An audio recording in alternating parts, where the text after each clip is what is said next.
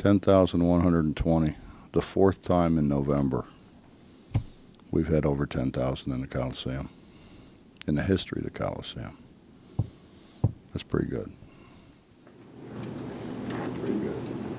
Coach, you attribute that to a Sweet 16 run, or what was that? Appreciate that. 10,000. What is it? 10,120 Mountaineer fans. It's good. I think that's true, but that's the way it is. And you know that in big time programs, that's what happens. People come out and watch. If we just get another 4,000 in there, it'd be even better. You talked about how you enjoy coaching this team. This team seems to enjoy each other though too, and I think it kind of shows with the way they share the ball and play on the court. Is that a fair assessment? Mm-hmm. How important is that? Yeah, and I think, Bob, I think it's gotten almost to the point where when you don't share the ball, you kind of stick out. Now, there's times we do it too much. There's times sometimes we have a layup and we throw it backwards to somebody else, which is not the right thing to do. But yeah, they do. They like each other. They really do get excited about one of their teammates making a good play. Or I think the other thing is we don't give them a lot of time to celebrate. You know, they got to score and get right on their guy.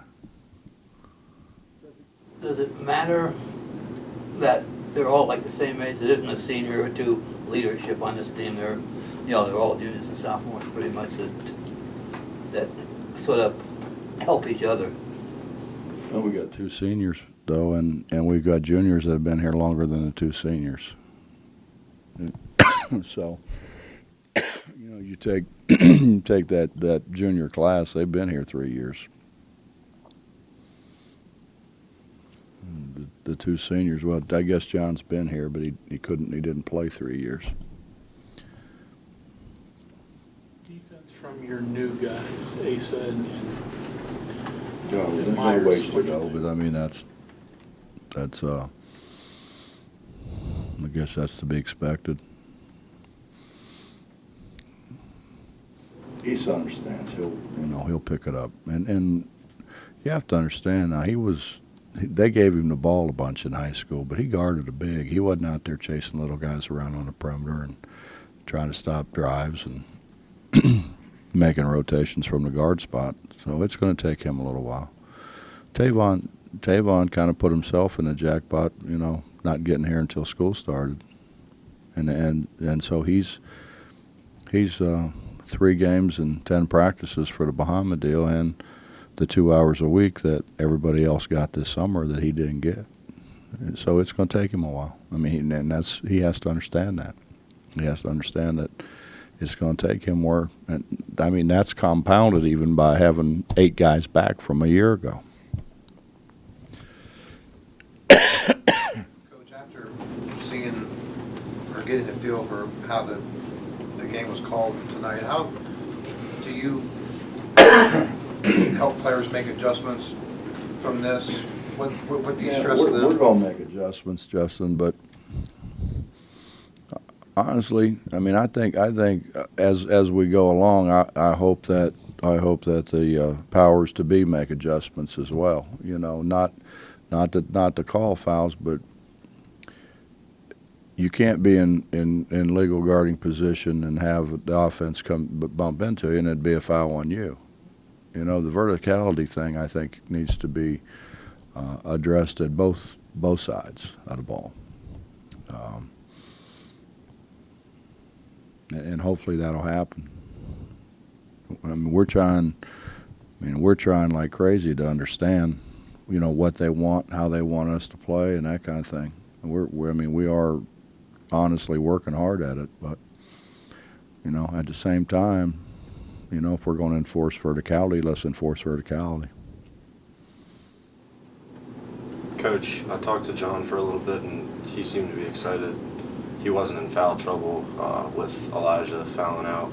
Could you just tell me a little bit, what are you seeing in terms of his development on the defensive end and in regards to staying out of trouble? Well, he has gotten better in that regard, but we need him to be active, and I don't want to sacrifice the activity that he gives us for not fouling. You know, for instance, we went back and when we go back and look at the scrimmage, we go back and look at the Glenville game, he wasn't near as active on the ball. Very rarely do you foul a guy out of bounds, you know. So he can't, you know, you try to back off. You want him to back off on the ball, but, I mean, he's still got to be active on, you know. He's very key to our pressure, particularly, you know, our inbounds pressure. He's the guy. So he has to remain very active there. Anything else? It seems like Jonathan's playing maybe a little more relaxed because Issa and some other guys are there that are at least similar in style, and he doesn't feel as much pressure to produce there, and as a result he's maybe producing a little more. Are you seeing any of that? Well, I think sometimes we get, and it's human nature, I think sometimes we get, and he's guilty of it, probably Nate a little bit to a degree. You know, you work your tail off, which they both have, you know, and you wanna do things right. You wanna make open shots. You know, you wanna help your team, and you get so pumped up to do that you do like John and you fire about 3 of them over the rim, which is okay. We'll rebound those. But you know, you gotta slow down and relax. You know what I mean? And John is I don't know what the right word is. I'll say something and then I'll get a bunch of letters about how insensitive I am or something, you know. But he's kind of hyper, you know what I mean? And so we got to get him slowed down. Sometimes it looks like he's trying to shoot it before the ball even gets in his hands. And it's not. He's not a selfish kid. He's a great teammate, and you know the whole thing. He just what did John Wooden say? What did he say? Don't. No. Everybody knows that one. He said, "Don't." What the hell? I'll think of it. Bob, you coach. Don't mistake activity for achievement. That's what he said.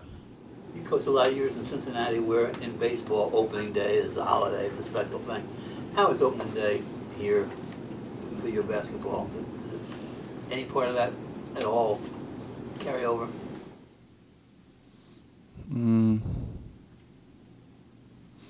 I mean, the Reds are different. I mean, you know, they have the opening day parade. I mean, it starts in the morning and doesn't end, and nobody thinks about scheduling anything that day because everybody's standing on the parade route, or everybody's tailgating, and everybody's getting in the stadium. It's almost opening day in Cincinnati is like a holiday. You know, here we got, you know, Morgantown High's playing tonight. Our women's soccer team's playing tonight. We got a football game tomorrow. Our women plays tomorrow night. I mean, it's not a bad thing. It's just there's a whole lot more. Do you think you ever hear that? There's a hell of a lot more going on in Morgantown than there is Cincinnati, Bob. You never thought you'd ever hear that, did you? Not really. Well, you just heard it.